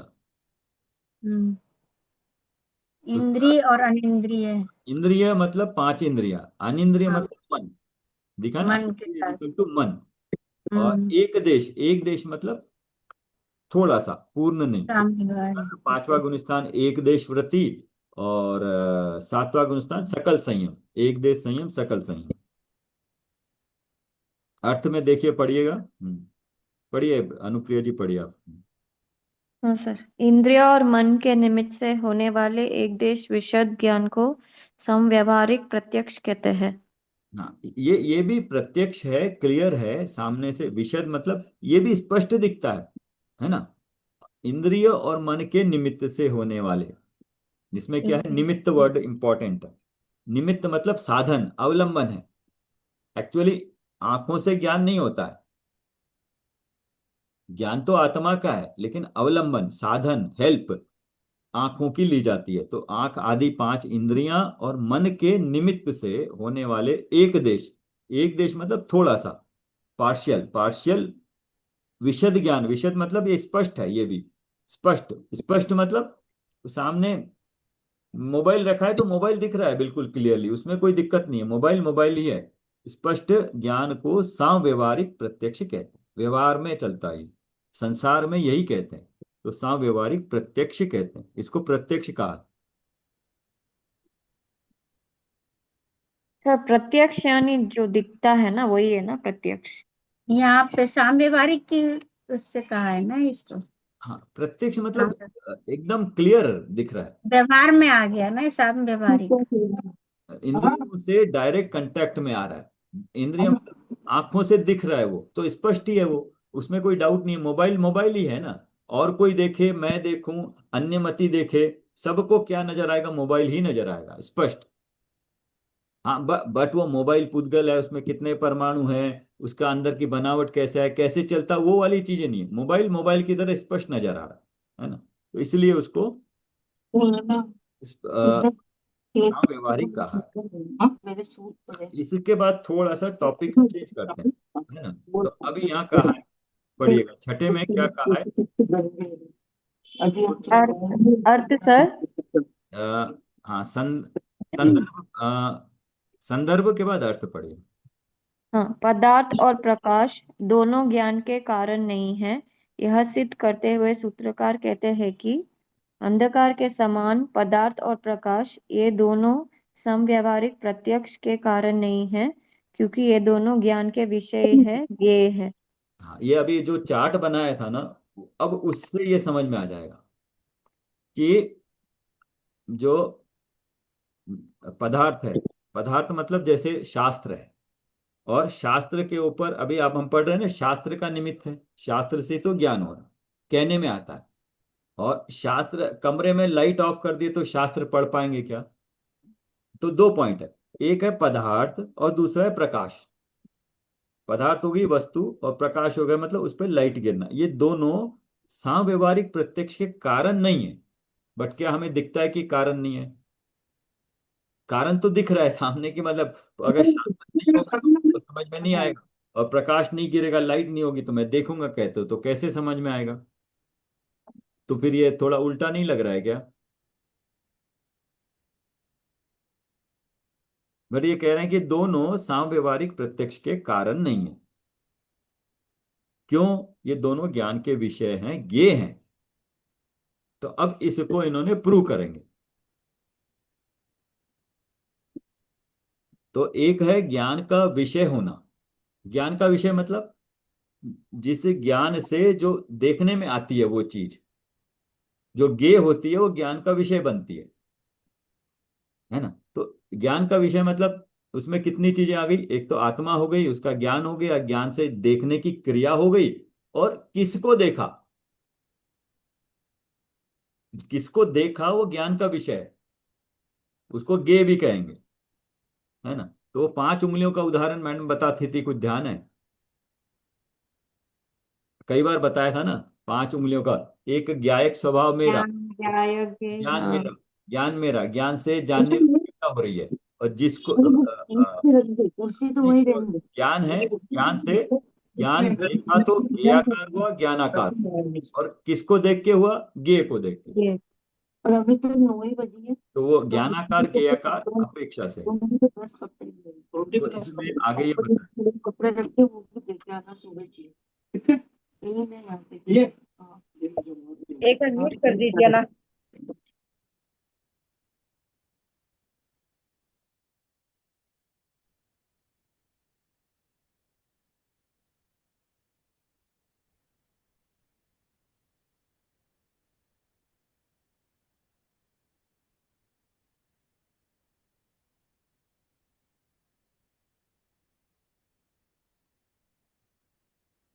पढ़े ना अनुप्रिया जी। हाँ। व्याख्या उक्त कथन को अनुमान के 5 अव्ययी वाक्यों में निम्न प्रकार कह सकते हैं। प्रतिज्ञा पदार्थ और प्रकाश ज्ञान के कारण नहीं है। हेतु क्योंकि वे ज्ञान के विषय है। उदाहरण जो जो ज्ञान का विषय होता है वह ज्ञान का कारण नहीं होता है, जैसे अंधकार। उपनय अंधकार ज्ञान का विषय तो है पर ज्ञान का कारण नहीं। हाँ हाँ उठ जाए। निगमन अतः ज्ञान का विषय होने से गर्म पानी में। पदार्थ और प्रकाश ज्ञान के कारण नहीं है। हम में से अनेकों जन को यह प्रश्न उठ सकता है कि जिस प्रकार इंद्रिय और मन ज्ञान के कारण है, उसी प्रकार पदार्थ और प्रकाश भी तो ज्ञान के कारण है, क्योंकि पदार्थ ही ना होंगे तो ज्ञान किसका होगा, प्रकाश ही ना होगा तो ज्ञान कैसे होगा। यही कारण है कि न्यायिक तो इंद्रिय और मन के समान पदार्थ और प्रकाश को भी ज्ञान का कारण मानते हैं। आचार्य न्यायिक देव मतलब, कहते हैं कि न्यायिक मतलब न्याय के मत है, वो मत वाले मानते हैं कि पदार्थ और प्रकाश ज्ञान के कारण है। तो अपना मत क्या है, अगले आचार्य देव कहते हैं। आचार्य देव कहते हैं कि यदि पदार्थ की उपस्थिति को ही ज्ञान का कारण मानेंगे तो विद्यमान पदार्थ का ही ज्ञान होगा। जो उत्पन्न ही नहीं हुए और जो नष्ट हो गए हैं उनका ज्ञान नहीं होगा, क्योंकि जो विद्यमान ही नहीं वे जानने में कारण कैसे हो सकते हैं। यदि प्रकाश को ज्ञान का कारण मानेंगे तो रात्रि में हमें कुछ भी ज्ञान नहीं हो सकता। हम यह भी नहीं कह सकते कि जहाँ अंधकार है अतः पदार्थ और प्रकाश ज्ञान के कारण नहीं है। अन्य मत वाले मान सकते हैं, लेकिन पदार्थ मतलब वस्तु और प्रकाश दोनों ज्ञान के कारण नहीं, ये प्रूव कर रहे हैं यहाँ पे, है ना? तो पदार्थ का क्या बताया, जैसे कि ये उदाहरण किसको याद आता है आपको, जो जो चीज है नहीं उसका ज्ञान किसको होता है? भूत केवली और केवली भगवान को। केवली को वर्तमान में भी और भूत की सभी ना, और वह भविष्य की सब नजर आता है वर्तमान में। कैसे? वर्तमानवत। अगर वो वस्तु नहीं है फिर भी नजर आता है ना, हम्म। तो ज्ञान तो होता है ना? तो चाहे वस्तु विद्यमान हो या न भी हो तो भी जानने में आती है, जानना। नंबर 1। ऐसे ही अगर अंधकार हो जाए, अभी लाइट चली जाए, तो आपको ज्ञान होगा कि नहीं होगा? किस चीज का? होता है, जो भी ज्ञान में आता है उसका ज्ञान तो होता है। नहीं, अंधकार में तो कोई चीज दिखाई नहीं देगी ना। बट जो अंदर, लाइक, जानने में आता है वो तो दिखता है ना सर, अपने नहीं ज्ञान में दिखता है। नहीं, ये जो अंधेरा हो गया है, ये किसने जाना? ये मैंने ही जाना। तो अंधकार होने से भी ज्ञान तो हो रहा है ना। हाँ हाँ। हाँ, तो मतलब लाइट लाइट नहीं होगी तो मेरे को ये शास्त्र नहीं दिखाई देगा, ये सच बात है। शास्त्र नहीं पढ़ पाऊंगा, ये सच बात है। लेकिन ज्ञान नहीं होगा, ये गलत बात है। हम्म क्योंकि अंधेरा नहीं है, इसका ज्ञान भी तो मेरे को हो रहा है। अगर ज्ञान नहीं होता तो कैसे होता?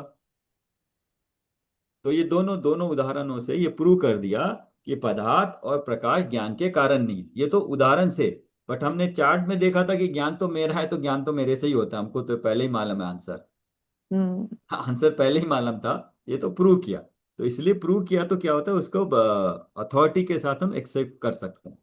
तथ्य के साथ ना, अंध ब्लाइंड फेथ नहीं है, ये तथ्यों के हम्म। आधार पे। तो ऐसे ही अगला भी ऐसे ही किया। अगले में क्या है? आ, अर्थ पढ़ लेना। हाँ। पदार्थ और प्रकाश ज्ञान के कारण नहीं है, क्योंकि ज्ञान का पदार्थ और प्रकाश के साथ अन्वय व्यतिरेक रूप संबंध का अभाव है। हाँ, तो एक जैसे, एक हाँ, संबंध है, अन्वय संबंध और व्यतिरेक संबंध। तो अन्वय संबंध उसको बोलते हैं, तो जैसे जहां जहां धुआं है वहां वहां अग्नि है ना? या जहां जहां अग्नि नहीं है वहां वहां धुआं नहीं है। एक एक पॉजिटिव है, एक निगेटिव है। एक अस्थि से है, नास्ति से है। बट ये उदाहरण थोड़ा सा आज के दिन गलत भी हो सकता है। कैसे? कि घर में धुआं नहीं होता है फिर भी अग्नि तो होती है गैस में। ये हम्म उस वक्त के हिसाब से ठीक था, जब बाहर लकड़ी जलाते थे तो पता लगता था ना। तो उस उदाहरण को ही रख के कि जहां जहां धुआं है वहां वहां अग्नि होना जरूरी है ना, बिना अग्नि के धुआं नहीं होगा। तो ये हुआ अन्वय संबंध, मतलब जहां जहां ये वहां वहां वो। तो वो है अन्वय। और फिर दूसरा कहेंगे, आ, जहां पे अग्नि नहीं है वहां पे धुआं नहीं होगा, ये व्यतिरेक, अपोजिट। एक ही से अन्वय संबंध और व्यतिरेक संबंध होता है। तो ये कह रहे हैं कि ज्ञान का पदार्थ और प्रकाश के साथ इस तरह का संबंध नहीं। कैसे बता? जैसे मच्छर ना होने पर भी बालों के गुच्छों में बालों का ज्ञान ना होकर मच्छर का ज्ञान होता है, और उल्लू, चमगादड़ आदि रात्रि में विचरण करने वाले पक्षी जानवरों को अंधकार की उपस्थिति में भी ज्ञान हो जाता है। ये उदाहरण दिया क्या? उदाहरण समझना क्या है कि उस वक्त का है, जैसे बाल बाल हैं, हवा में उड़ रहे हैं, गाल पे आ रहे हैं। तो गाल पे आए तो टच हुए तो ऐसे लगा कि मच्छर ने काटा। हम्म देखा नहीं ना, तो लगा कि मच्छर ने काटा। तो वो कह रहे हैं कि है तो बाल, और हमें लग रहा है मच्छर का ज्ञान हो रहा है। तो जो चीज नहीं है उसका भी ज्ञान हो रहा है ना। तो बिना पदार्थ के भी ज्ञान तो हो सकता है ना, नंबर एक। और बाकी उल्लू चमगादड़ आदि रात्रि में हैं, उनको दिखाई देता है ना। तो कहते हैं कि रात्रि में अंधकार में भी ज्ञान हो सकता है। तो ये दोनों उदाहरण से प्रूव किया है। कारण के होने पर कार्य के होने को अन्वय कहते हैं, और कारण के अभाव में कार्य के अभाव को व्यतिरेक कहते हैं। जैसे किसी व्यक्ति के माथे पर हवा से केश उड़ रहे हैं और उसे लग रहा है कि मच्छर उड़ रहे हैं।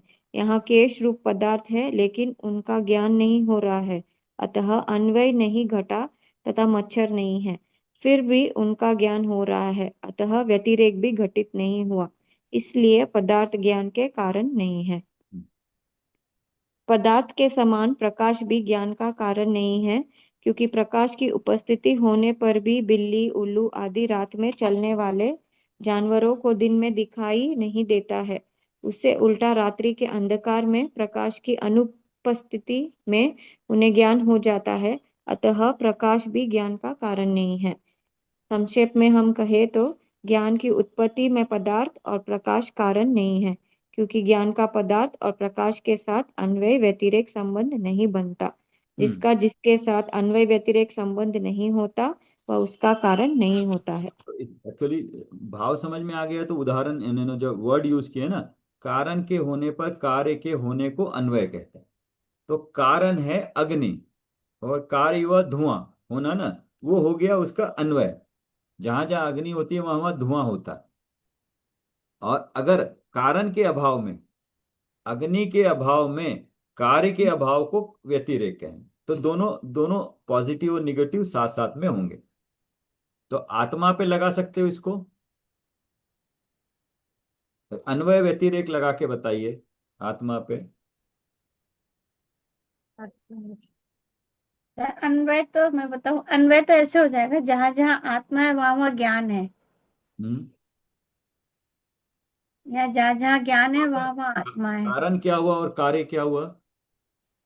आत्मा का होने से ज्ञान का संबंध है, आत्मा और ज्ञान का एक अभी दूसरा संबंध इसको है, तो वो इसको अन्वय अभी हो गया। वो ठीक है। यहाँ बोल रहे हैं कारण के होने पर कार्य के होने को अन्वय कहते हैं। तो कारण क्या और कार्य क्या? कारण आत्मा, कारण तो कार्य आत्मा ज्ञान। हुई ना सर। ज्ञान कार्य है। हम्म, हाँ? और कार्य ज्ञान आत्मा का कार्य हो गया। हम्म। जानना। हाँ बताइए अनुप्रिया जी, आप बताएंगे। हम्म। कारण के होने पर कार्य के होने को अन्वय कहते हैं। ज्ञान के होने से आत्मा है या आत्मा के होने से ज्ञान है? आत्मा के होने से ज्ञान है। आत्मा के होने से ना। आत्मा के होने से ज्ञान है। दोनों में ही परस्पर संबंध है ना सर। दोनों दोनों तरफ से हो सकता है ना सर। दोनों की तरफ से कैसे हो सकता है? दोनों से कैसे होएगा? दोनों तरफ से लगा के जहाँ जहाँ आत्मा है वहां वहां ज्ञान है। दोनों तरफ से लगा के बताइए आप। बताइए, लगा के तो देखिए आप एक बार। आत्मा होने से ज्ञान है। ओके, ठीक है। अच्छा, अब उल्टा लगा के बताइए, ज्ञान ज्ञान होने से आत्मा है क्या?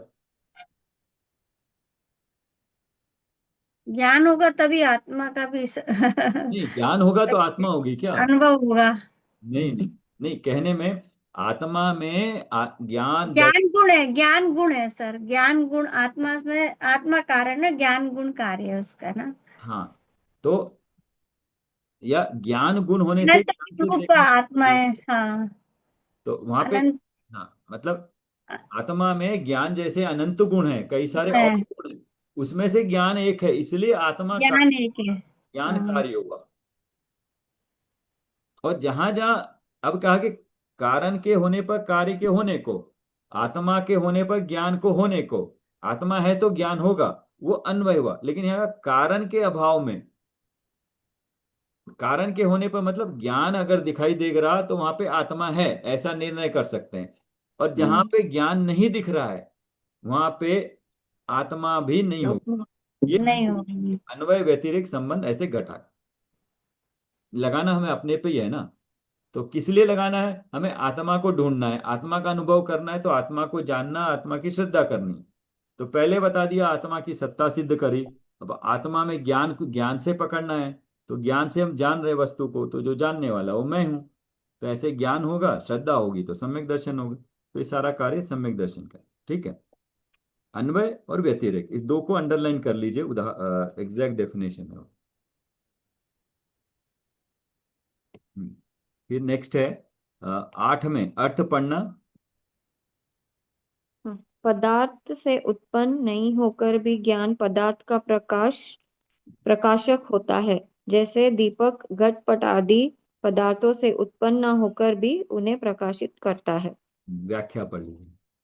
इस सूत्र में दीपक का उदाहरण देकर आचार्य देव कह रहे हैं कि जैसे दीपक घड़े वस्त्र आदि पदार्थों से उत्पन्न न होकर और उनके आकार का न होकर भी उनका प्रकाशक है, वैसे ही ज्ञान भी घटादि पदार्थों से उत्पन्न नहीं होकर और उनके आकार का नहीं होकर भी उन पदार्थों को जानता है। तो इसमें दो चीजें होंगी, एक है दीपक और दीपक के प्रकाश से पर वस्तुओं का उसमें ज्ञान में झलकना। ठीक है, ये चीजें होंगी। बट क्या बता रहे हैं कि दीपक दीपक घड़े वस्त्र आदि पदार्थों से उत्पन्न नहीं होकर भी, उनके आकार का न होकर भी उनका प्रकाश, मतलब पदार्थ को जानने के लिए उसमें ज्ञान होना जरूरी नहीं है। जानने वाले में ज्ञान होना जरूरी है, वैसे ही ज्ञान भी घटादि पदार्थों से उत्पन्न नहीं होकर, उनके आकार का नहीं होकर भी उन पदार्थों को जानता है। तो घड़े को जानने के लिए घड़े से उत्पन्न होना जरूरी नहीं है ज्ञान। ज्ञान तो मेरा है, उसमें ज्ञान नहीं भी हो, उसमें ज्ञान नहीं भी है तो मैं जान सकता हूं, ऐसा इसमें बताया।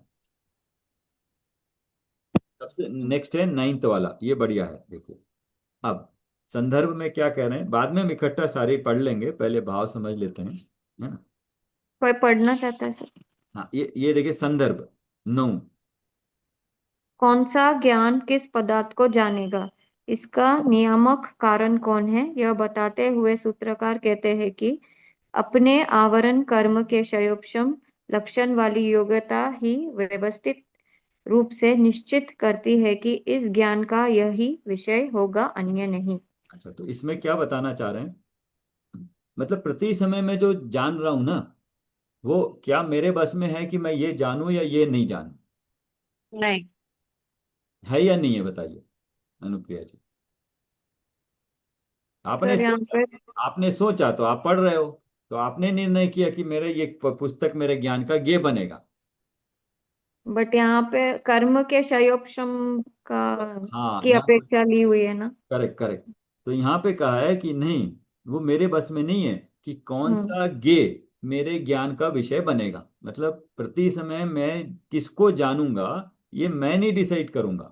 ये मेरे कौन से आवरण, ज्ञान का, ज्ञानावरण ज्ञान। कर्म का क्षयोक्षम क्या है कर्म में, वो लक्षण वाली योग्यता ही व्यवस्थित रूप से निश्चित करती है कि इस ज्ञान का यही विषय होगा, अन्य नहीं। अब ये पूरा पढ़ लीजिए व्याख्या।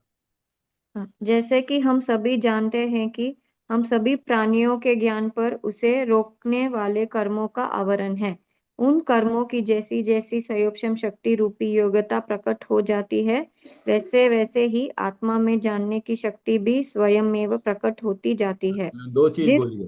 हाँ, हाँ, तो क्या मैं कर्मों के ऊपर डिपेंड हूं क्या देखने के लिए?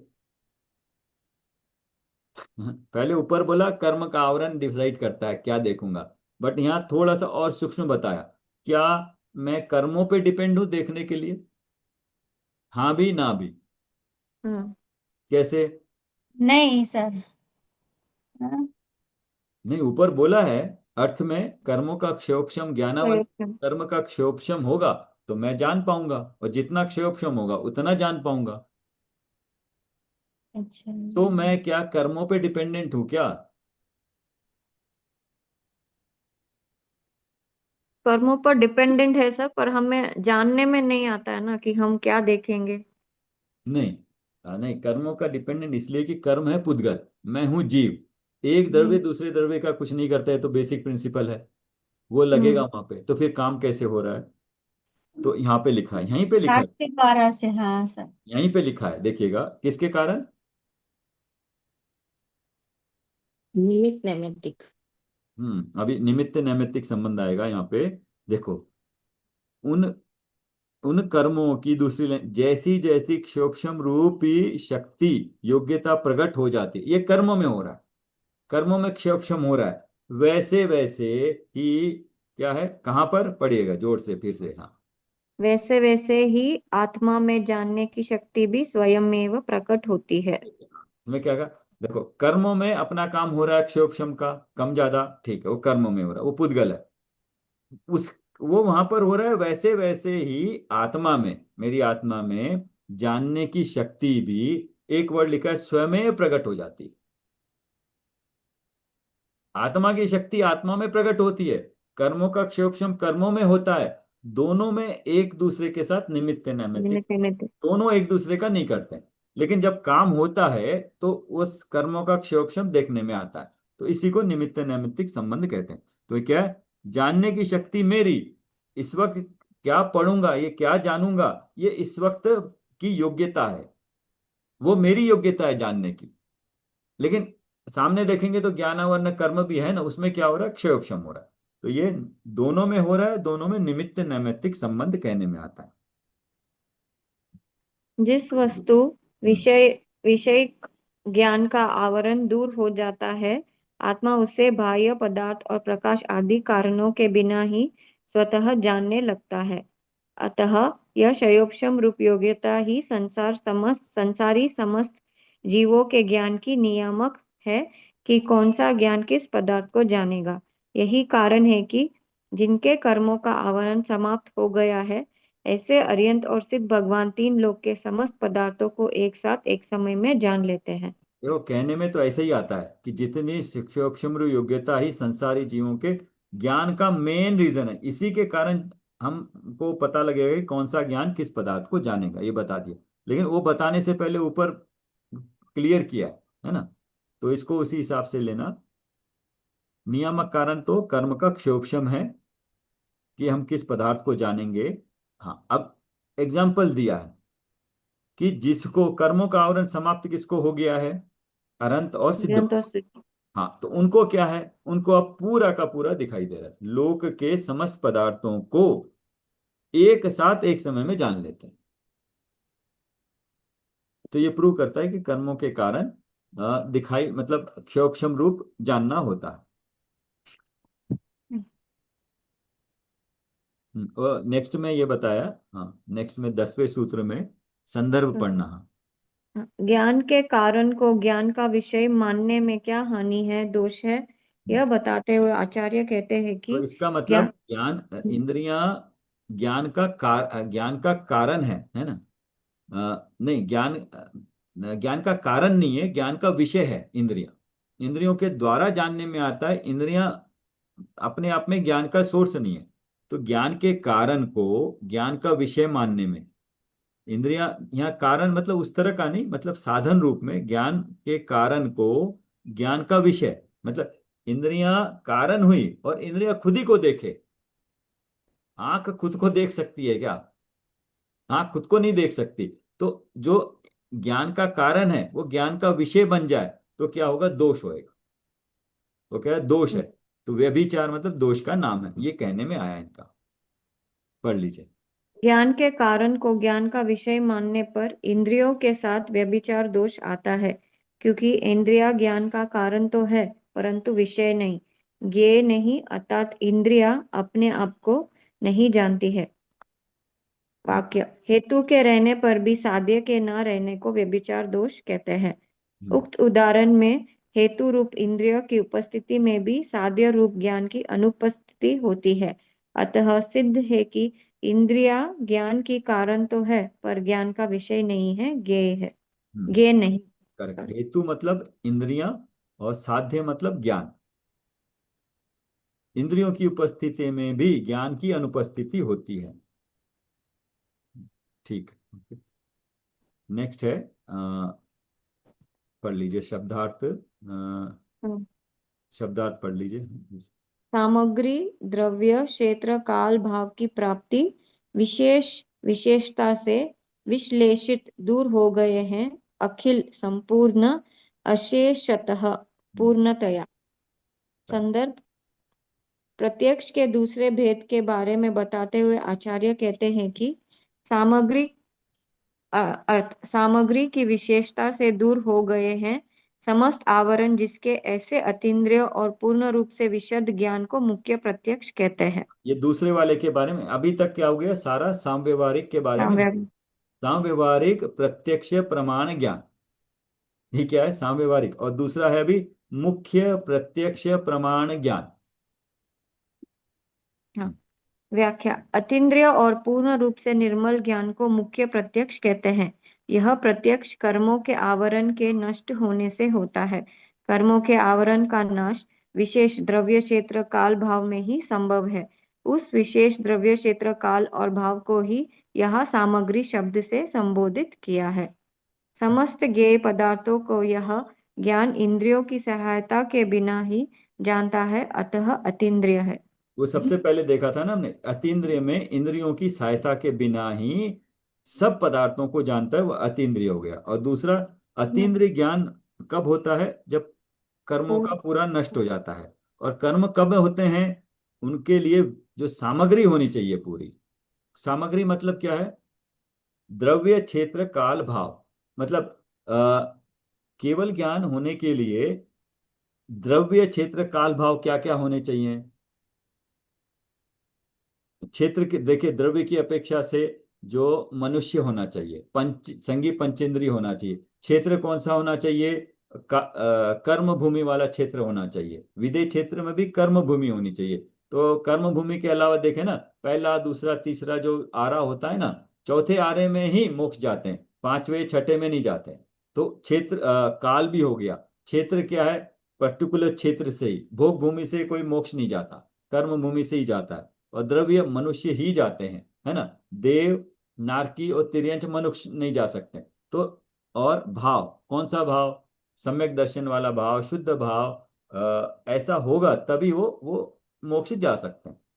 वो सामग्री, उन सबको कहा, क्या कहा? सामग्री कहा। द्रव्य क्षेत्र काल और भाव होने पर, सामग्री होने से ही उनका आवरण हटेगा, और पूरा आवरण हटेगा तो प्रत्यक्ष अतीन्द्रिय ज्ञान होगा। इसमें इतना आगे। संदर्भ पढ़ो सर, नेक्स्ट हाँ, पढ़िए। 12th। 12 हाँ, का। अतीन्द्रिय और अनावरण विशेषणों की उपयोगिता और सार्थकता सिद्ध करते हाँ, हुए सूत्रकार तो जो कहते हैं कि जो ज्ञान, आवरण ये मुख्य ज्ञान है, उसके दो विशेषण हैं। एक है अतीन्द्रिय और एक अनावरण। अतीन्द्रिय मतलब इंद्रियों की सहायता के बिना होना चाहिए वो, और उस पे कोई आवरण नहीं होना चाहिए कर्मों का। मतलब 13वां गुण स्थान, जहां पे सारे घातिया कर्मों का नाश हो गया हो, और वहां पर ज्ञान आत्मा से डायरेक्ट हो रहा है, अतीन्द्रिय ज्ञान हो रहा है। ये दोनों जरूरी है। किसके लिए? मुख्य प्रत्यक्ष मुख्य प्रमाण ज्ञान के लिए। आवरण सहित और इंद्रियों द्वारा उत्पन्न होने पर ज्ञान में रुकावट संभव है। अतः विशद ज्ञान के लिए उसका निरावरण और अतीन्द्रिय होना आवश्यक है। जब तक ज्ञान पर आवरण रहेगा या वह इंद्रियों की सहायता से होगा, तब तक उसमें अनेक तरह की बाधाएं होने की संभावना बनी रहेगी। अतः वह ज्ञान स्पष्ट रूप से जान नहीं सकेगा। इसलिए मुख्य प्रत्यक्ष की दो अनिवार्य शर्त है, उसे निरावरण होना चाहिए, वह अतीन्द्रिय होना चाहिए। बस खत्म। बाकी तो चार्ट है। अब आप चार्ट देख के समझ में आएगा। एक बार देख लीजिए चार्ट। प्रमाण ज्ञान है, प्रमाण के दो भेद है, कौन कौन से? प्रत्यक्ष के समव्यावहारिक और मुख्य। हाँ, नहीं, प्रमाण के दो भेद है, पहले बेसिक, प्रत्यक्ष और परोक्ष। और परोक्ष। हाँ, प्रत्यक्ष के दो भेद है, वो दूसरे चैप्टर में है, सामव्यवहारिक और मुख्य। मुख्य। सामव्यवहारिक इंद्रिय और मन के द्वारा होता है, और मुख्य अतीन्द्रिय होता है और अनावरण होता है। ठीक है। इसमें किसी को कुछ और कहना हो, पढ़ना हो? नहीं तो हम पूरे सूत्र एक बार पढ़ लेंगे सेकंड चैप्टर। एक एक सूत्र पढ़ लीजिए। हाँ, सूत्र नंबर 1 पढ़िए सविता जी। हाँ, हाँ जी सर। और कोई द्वितीय पढ़े जो? परिच्छेद हाँ, तद्वेदा। तद्वेदा। दूसरा फिर तद्वेदा पढ़िएगा। प्रत्यक्ष हम्म, दूसरा पढ़ो। हाँ, पढ़िए, एक एक करके प्रत्यक्ष अलग पढ़िएगा। हाँ, प्रत्यक्षेतर भेदात्। देगा। और तीसरा है? विशद विशद प्रत्यक्षम। प्रत्यक्षम। हाँ, प्रतीत्यंतराय प्रतीत्यंतराय व्यवधानेन विशेषवत्या वा प्रतिभासनम वेशधम। पांचवा इंद्रिय अनिंद्रिया निमित्तम देशतः साम व्यवहारिकम। छठा नार्थालोकौ कारणम परिच्छेदत्वात् मोवत्तम।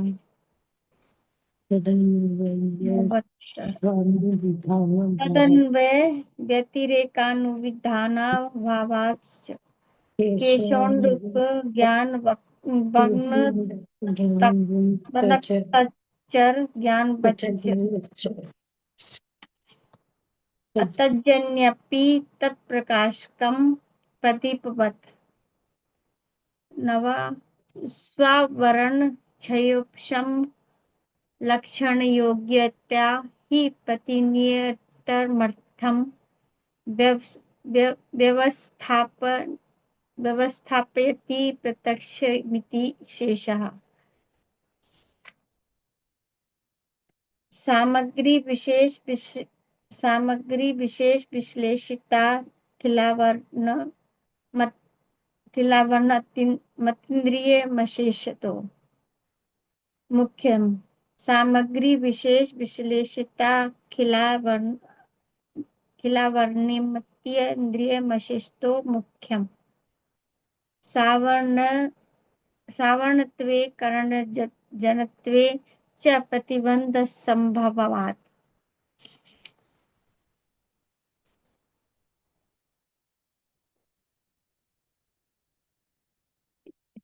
सेकंड सो हो गया परिच्छेद सर।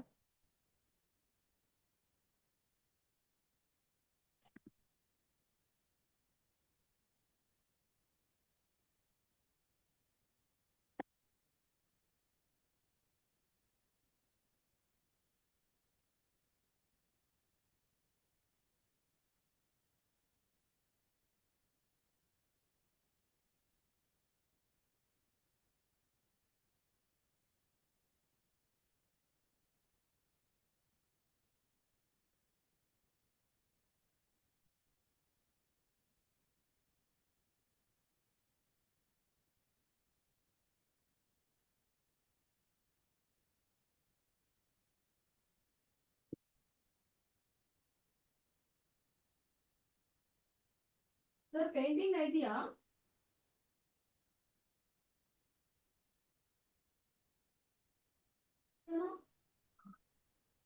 आप लोग सूत्र एक बार पढ़ लीजिए वापस पूरा, बाकी क्लोज कर देते हैं।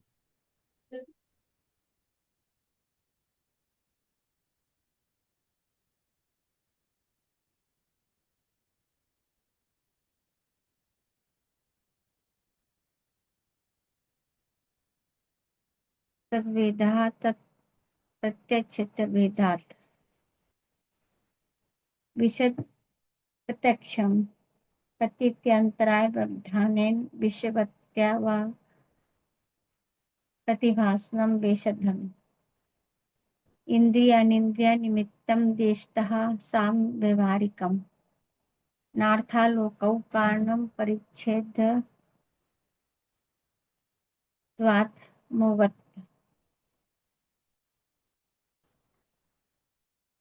तदन्वय व्यतिरेकानुविधानाभावाश्च केषाण्डुल्क ज्ञानवर्णकचर ज्ञानवच्च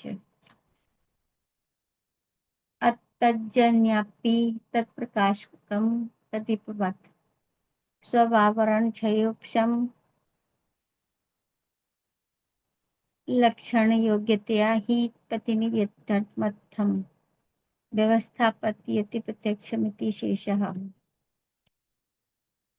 सामग्री विशेष विश्लेषिता खिलावर्णमत्येन्द्रियमशेषतो मुख्यम सावर्णत्वे करणजन्यत्वे च प्रतिबंध संभवात्।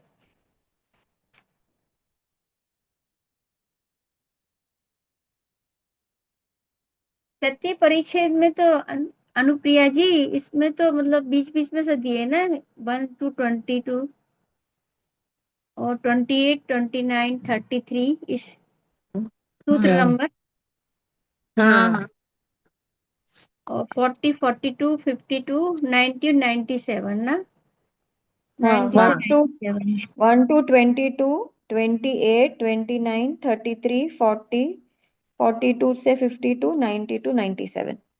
और चतुर्थ परिच्छेद का 9 सूत्र है टोटल। चतुर्थ में पूरा है ना 9 सूत्र है। हाँ 9 सूत्र है ना उसमें तो हाँ, कम ही है। और 14 में 5th में 3 है सिर्फ। चतुर्थ पंचम में 3 है ना। हाँ और 6 में 6 का कितना षष्ठम भाग 6th का 1 to 4। षष्ठ का 1 to 4 ना। वन प्रणवास 4। Thank you for this. वैसे उसमें बहुत ज्यादा है ना उसके 10 हो गया, सेकंड चैप्टर रिवाइज हो गया थोड़ा इसमें। 55 हाँ। फर्स्ट एंड सेकंड का भाव समझ में आ रहा है क्या? बाकी थोड़ा आपको पढ़ना पड़ेगा। हाँ जी सर आ गया था समझ में। हाँ सर आ रहा है। अच्छा, बाकी सूत्र भी पढ़ लेना एक बार। सूत्र और हाँ विच्छेद पढ़ने से उसका सूत्र का भी समझ में आएगा। ठीक। हाँ चलो फिर कल हम तीसरा शुरू करते हैं। तीसरा ही थोड़ा सा 45 सूत्र है उसमें और नई नई परिभाषा। हम्म। 2-3 दिन लगेंगे। ठीक। हाँ सर ठीक है, थैंक यू सर, जय जिनेन्द्र। जय जिनेन्द्र। Thank you sir.